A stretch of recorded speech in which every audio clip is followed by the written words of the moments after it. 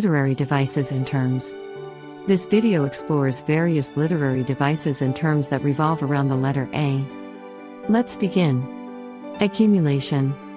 Accumulation is a literary device that involves the repetition of words or phrases in a list or series.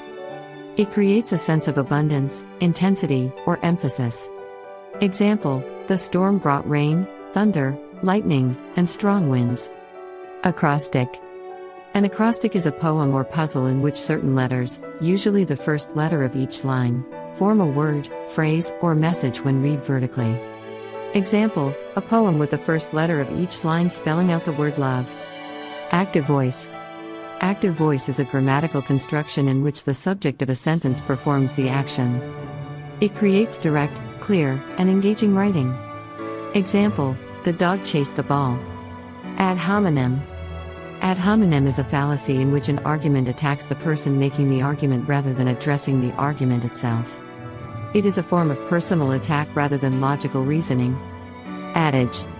An adage is a short, memorable saying that expresses a common truth or wisdom. It is often passed down through generations and reflects cultural or moral values. Example: actions speak louder than words. Adventure. Adventure is a genre of literature that focuses on exciting and thrilling journeys, often involving risk, danger, and exploration. It captures the spirit of discovery and the unknown. Adynadon.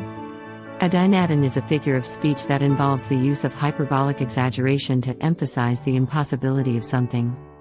It highlights the extreme nature of a situation or action. Example: I haven't seen you in a million years. Allegory. Allegory is a literary device in which characters, events, or settings represent abstract ideas or moral qualities. It uses symbolism to convey deeper meanings or messages. Example: George Orwell's novel Animal Farm is an allegory that represents the Russian Revolution and the rise of totalitarianism.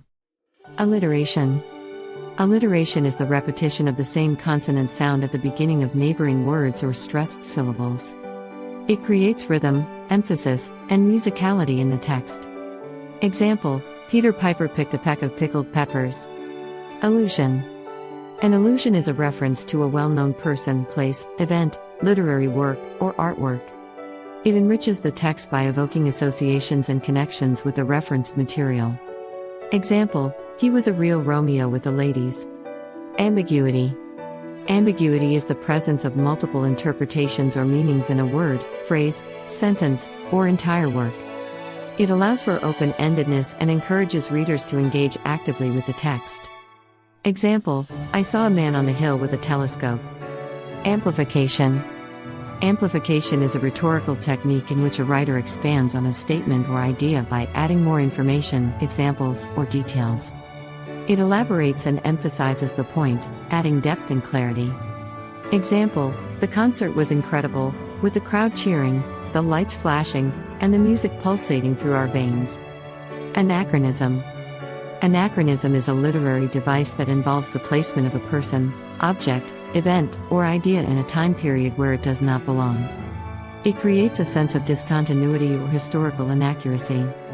Example: in Shakespeare's play Julius Caesar, a clock is mentioned even though clocks did not exist in ancient Rome. Anacoluthon. Anacoluthon is a rhetorical device that involves a sudden shift or interruption in grammatical structure within a sentence. It creates a sense of surprise, emphasis, or irregularity. Example: I told him that if he continues to interrupt, well, it's just really rude. Anadiplosis. Anadiplosis is a rhetorical device in which the last word or phrase of one clause or sentence is repeated at the beginning of the next clause or sentence.